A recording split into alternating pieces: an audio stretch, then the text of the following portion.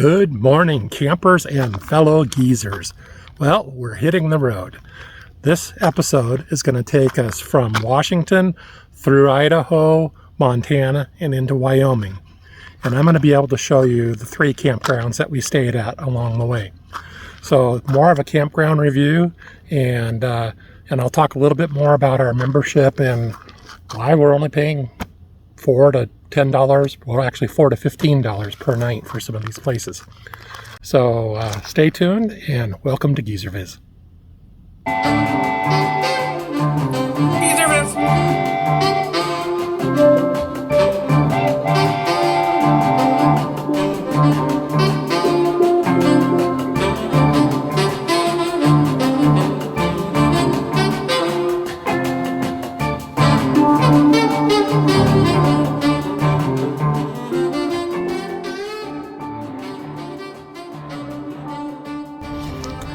Well, we made it to Ponderosa Falls RV Park. This park here is our membership park. I think it's called our home park. It's one of the few K&M properties that are in Washington State that we bought into, and we were able to buy into the Resort Parks International plan because we had this as our home park.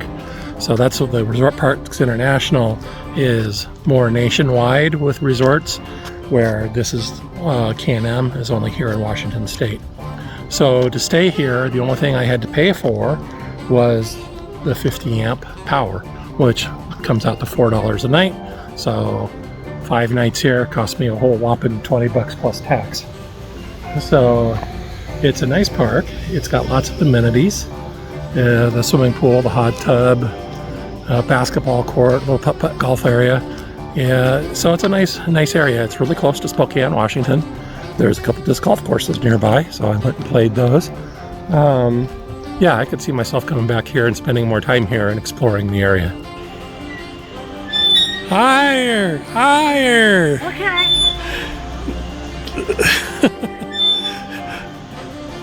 But don't fall out. I won't, hang on.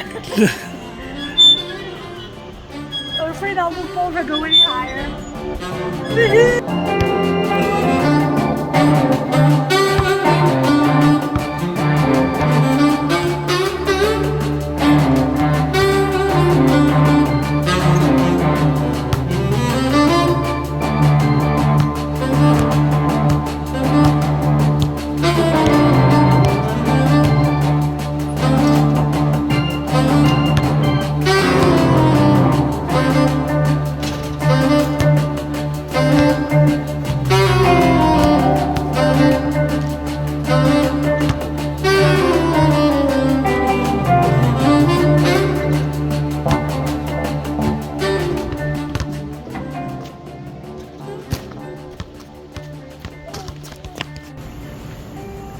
And if you can't get enough exercise just being out and about, here you go. Little tiny exercise room.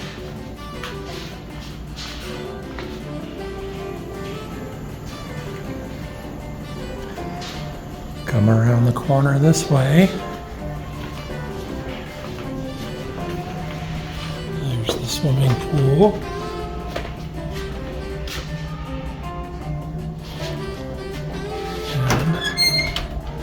Sauna. Ooh, that's hot. I don't care for saunas. I don't like being hot.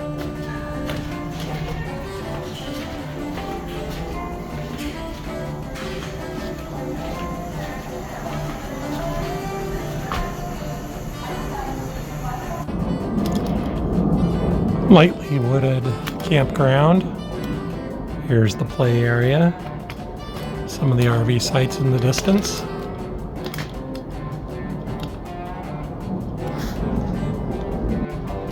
There's the main office up in there, plus another room. We'll look at that in a bit. Got a place over here where you can do some grilling. Right in there. More outdoor seating.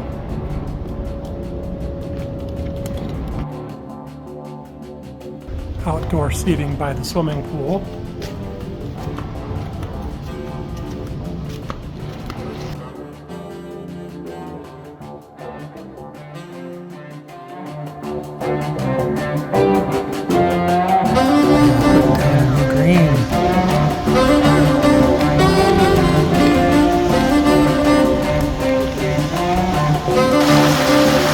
falls.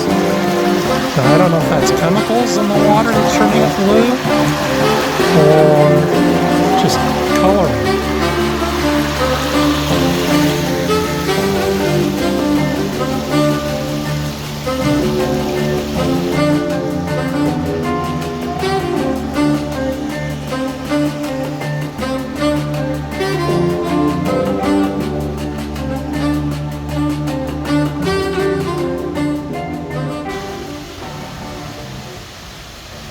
Anyway, we'll try it later. Looks like fun. Well, we made it to the Conestoga campground in White Sulphur Springs, Montana. We left Spokane, went across the Idaho Panhandle. It was uphill the whole way, and once you get to the very top, you start heading down the other side, you enter into Montana. So Idaho, it was a lot of cedar trees, fir trees, beautiful forested area. Get down to the other side of the pass heading into Montana. Kind of gives way to some pine tree forests, and then you get to see the colorful changing of the leaves. You know, some of those trees that are changing color this time of year. And then kind of into the rolling hills of Helena, Montana. We went through there, and then I can't tell you exactly where we went except more east and more north, until we got up here to White Sulphur Springs. Never been here before. It's a nice enough campground, very much out into the open. You can see the sun setting behind me here. Let me flip the camera around here and kind of give you a wider view of the RV park.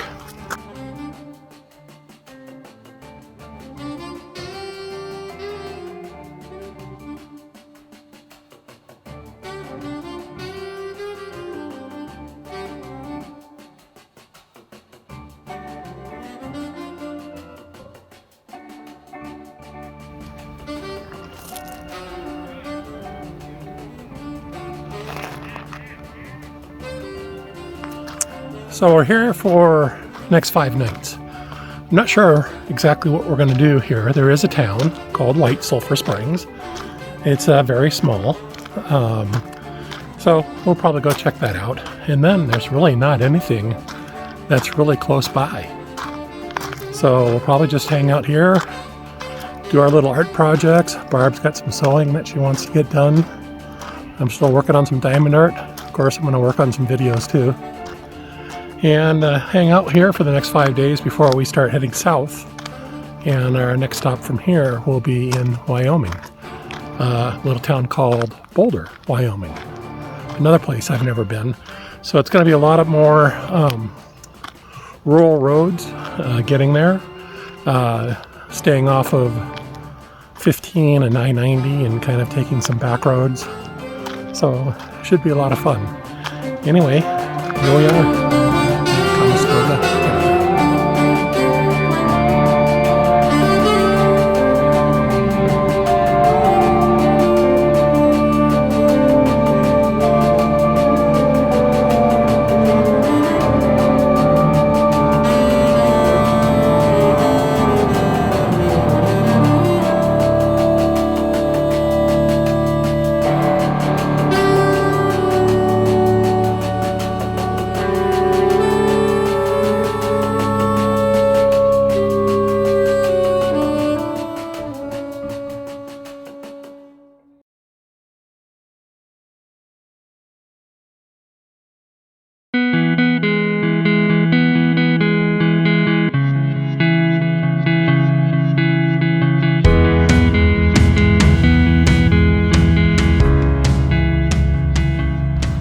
Just woke up, letting the dog out.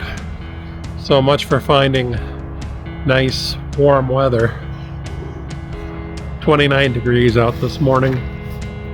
We're in Pinedale, Wyoming. You can hear the busy road next to us. This is a membership park. The only thing I can say about it is that it has full hookups. That's about it. So, other than that, I'm glad it's only $10 a night. We're only here for 3 nights because they closed this park down and close it for the winter. It's starting to get cold. I guess 29 degrees, right? Their water pipes will start to freeze, and so they just they shut it down, blow the pipes out, and just keep the park closed until I guess spring. So let me flip the camera around. You can kind of see the park behind me, but it's not very big.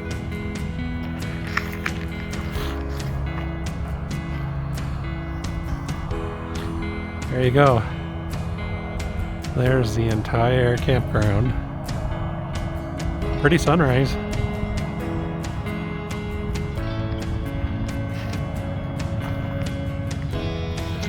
Like I said, full hookups. No amenities.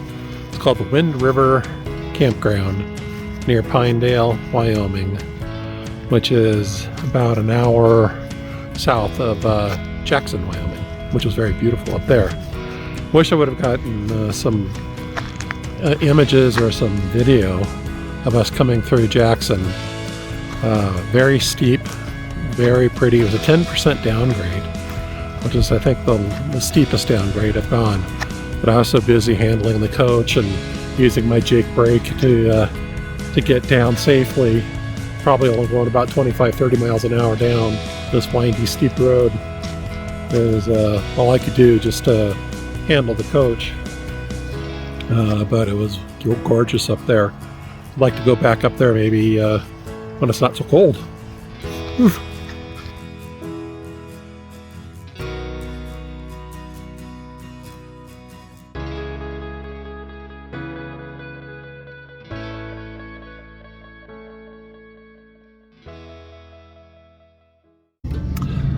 Another part of motorhoming with a big diesel pusher is that you have to use this product called DEF, diesel exhaust fluid, and you need to put it in a tank every so often. So I go through about 2.5 gallons of DEF probably every couple fill-ups of the diesel tank. So after a couple 100 gallons of diesel, I've used about 2.5 gallons of DEF. And in this coach I have a 10-gallon DEF tank, and I could fill it up at the truck stops, but I instead prefer just to use the jugs I get at Walmart. Here's a picture of one. So there you go. There's a diesel exhaust fluid, and it's going to go in that tank right there. Just all part of the joy of owning a motorhome. One thing I have noticed, and I've said it in earlier videos, is stuff's gonna break on these things. And I guess it's kind of like a boat. You're always throwing money into them. These big rigs are no different, and I've had a couple more things break. And some things I fixed have broken again. So it's a never-ending process. So on our way down to Arizona, guess what? We get to stop by National Indoor RV Center again to have them do more work on the coach. It's all part of the adventure.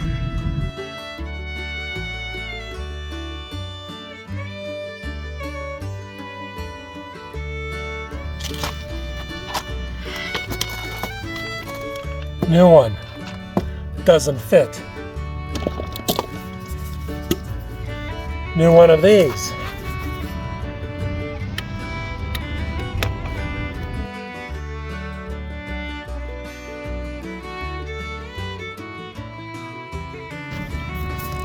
Got it. This one actually worked, and this is a very old one that I had in my car. I didn't have to use this, which was going to be my last resort. So here we go.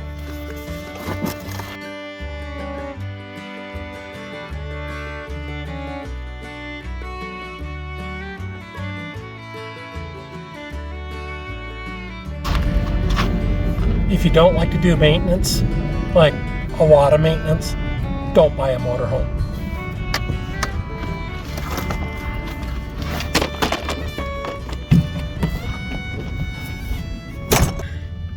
Okay, I'm down here in between the slides, so got one slide right there behind me and the big slide right here.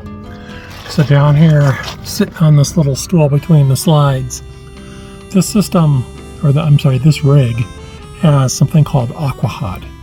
And Aqua Hot is a furnace that will give us propane heat. It also will heat the fluid that's in the hoses that run underneath our floor to give us in-floor hydronic heat. And it also heats our hot water either by propane, or there's also an electric burner that will heat the hot water if we just need a little bit, maybe enough for 2 quick showers, and then that's all. But if I turn the propane on, then I've got hot water for as long as I need it. So this Aqua Hot system uses transfer fluid.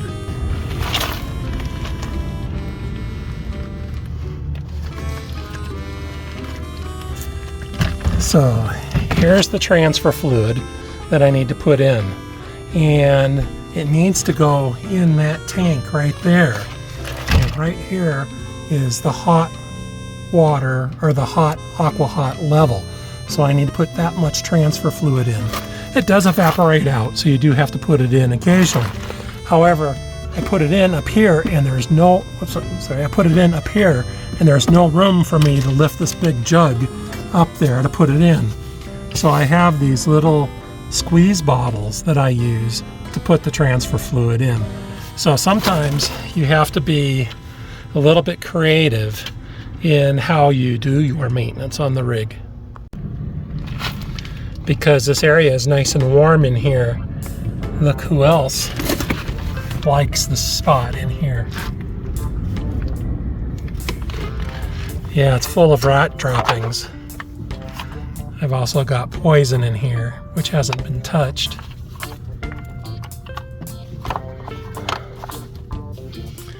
So anyway, got to put in the fluid.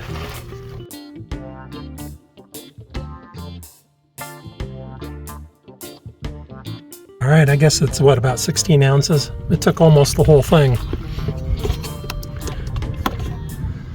So there we go, up to the hot line. I'm good to go. Here's the area I squeezed in to put the Aqua Hot in. You can see the 2 slides right there. My little stool right there. And there's the Aqua Hot system. One thing I found pretty interesting here is that the power company got tired of big osprey nests on their telephone poles. Well, what happened is they'd build the nest on the telephone poles, and the debris would fall down on the power lines and cause issues. So what they did is they did this. They put up poles with platforms on them so the osprey could make their nests there. I don't know if they put a starting nest there or the ospreys have done that on their own, but this keeps the birds off of the power poles, unless you're just right over here by the road. Those don't have nests on them. This platform here looks like a perfect place to live if I was a bird. In this video, I've talked a lot about membership parks, and that's how we planned the route this time, is just to hit a number of those membership parks. And earlier I showed that we pay about $400 a year for our 2 memberships combined.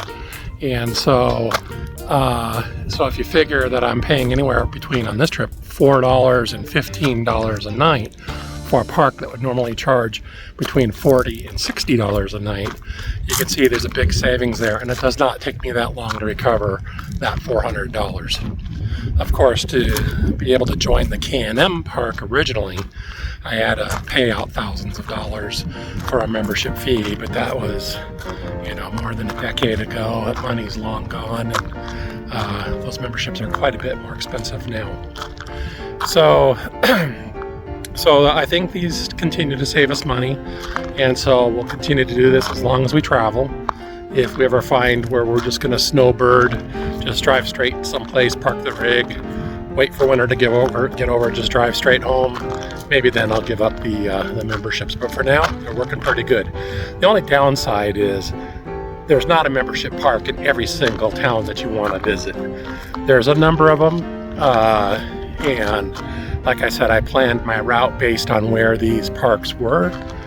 So that's one way to do it, or you just use your memberships where you can and just pay full rate when you're not in a membership park. I think it still saves money. So I'm going to go ahead and end this video here. Next up, we're going to talk about our trip through Utah, down into Nevada, and eventually into Arizona. So stay tuned, and we'll see you next time.